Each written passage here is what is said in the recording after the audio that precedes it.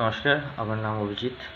আমি আপনাদেরকে দেখাবো গোদরেজের সিঙ্গেল ডোর রেফ্রিজারেটরে আপনার যে ভিতরের থেকে যে এভাপোরেটর কয়েল আছে, এভাপোরেটর কয়েলে কখনো কখনো প্রবলেম হচ্ছে, কখনো কখনো আইস আসছে, কখনো কখনো আইস হচ্ছে না এবং কম ঠান্ডা হচ্ছে।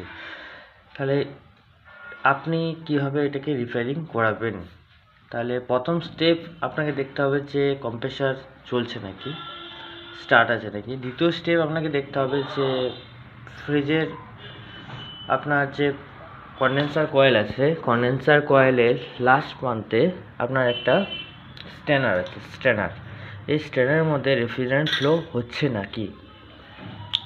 যদি আপনি দেখেন ম্যানুয়াল এই জায়গায় হাত দিয়ে দেখেন যে স্ট্যানার ঠান্ডা হয়ে গেছে, ফ্রিজ চলছে, ঠান্ডা আসছে, তাহলে আপনাকে বুঝে নিতে হবে যে ফ্রিজের এবং ওই স্ট্যানারের ভিতরে রেফ্রিজারেন্ট ফ্লো হতে পারছে না, কারণ কোনো জায়গায় ব্লক আছে। ব্লক হওয়ার কারণ যখন এর মধ্যে গ্যাস চার্জিং হয়, প্রপার ভ্যাকুম না করার ফলে এই জায়গায় এটা লিকুইড লাইন ডিসচার্জ লাইন থেকে যে আপনার কন্ডেন্সার সার্কেলের মধ্যে হচ্ছে বাইরের থেকে লেটেন্টে হিট নেয়, এয়ার থেকে হিট রিলিজ করার পর এই অংশে আপনার লিকুইড পোর্শন রেফ্রিজারেন্ট স্টোরেজ হয়। লিকুইড পোর্শন আপনার একটা স্ট্যানারের মধ্যে আসে, এই স্ট্যানারের মধ্যে লিকুইড ফ্লো জমা হয়ে থাকে। তারপর রেকটিফায়ার লিকুইড আপনার এই ক্যাপিলারির মাধ্যমে এটা ফ্লো হতে থাকে। ক্যাপিলারির মধ্যে ফ্লো হয়ে আপনার ফ্রিজের যে ভিতরের অংশ, আপনাকে আপনাদেরকে দেখাচ্ছি, এটা এভাপোরেটর কয়েল, এই জায়গায় ফ্লো হওয়ার পর আপনার লিকুইড ভিতর থেকে লেটেন্ট হিট অ্যাবসর্ব করার পর এটা ঠান্ডা হয়। এই হচ্ছে ফ্রিজের মেকানিক্যাল আপনার থিম। তাই এই ফ্রিজ আমি এই স্ট্যানার চেঞ্জ করার পর আমি একে ব্রেজিং করা হয়ে গেছে। ব্রেজিং করার পর একে ভ্যাকুম করা হয়েছে -30 মার্কেরির পর। তারপর আমাকে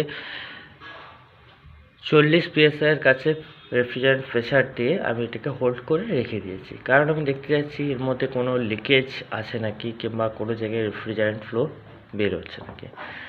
আধ ঘন্টা হয়ে গেছে কিন্তু এখনও এই যে রেটিং কার্ডটা যে জায়গায় শো হচ্ছে সেই জায়গাতেই শো আছে। নেক্সট স্টেপ, এরপর আমি এই ফ্রিজটাকে একবার চালিয়ে দিই।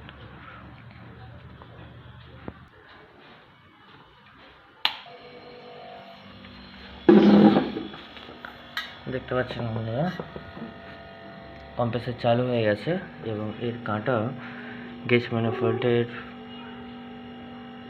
শো করছে 10 PSI, কিন্তু এটা হাইড্রোকার্বনের প্রপার রেফ্রিজারেন্ট হাইড্রোকার্বন বা রিপ্লেস R34 এ হচ্ছে স্মার্ট কেয়ারের গ্যাস রেফ্রিজারেন্ট। এই রেফ্রিজারেন্ট ফ্রিজের মধ্যে দিতে হবে 10 PSI কিংবা 9 PSI। আমি দেখবো ডিসচার্জ লাইন হিটিং হতে শুরু করে দিয়েছে অলরেডি। কন্ডেন্সার কয়েল হিট হচ্ছে।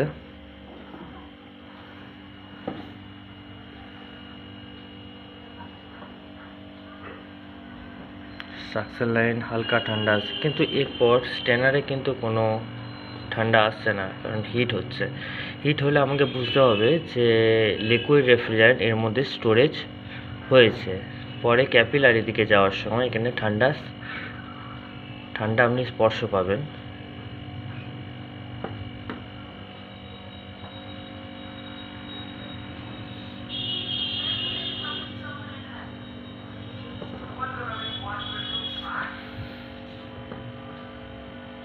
Not 10,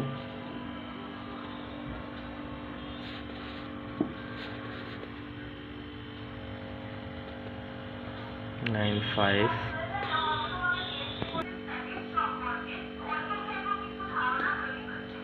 এবার আপনাকে দেখাবো এই PSI হচ্ছে আপনার 10 PSI আছে, তো আপনার এটা প্রপার রেফ্রিজারেন্ট চার্জ হয়ে গেছে। কন্ডেন্সার উপরে অংশ হিট আসছে, নিচের অংশ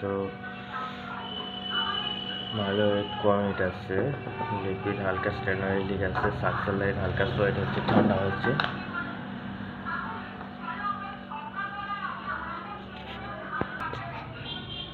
দেখতে পাচ্ছেন গোদরেজ টিজিও 39টা।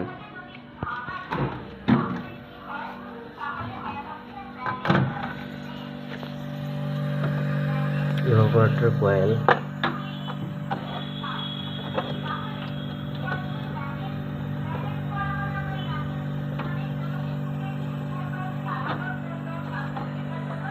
ঠিক আছে।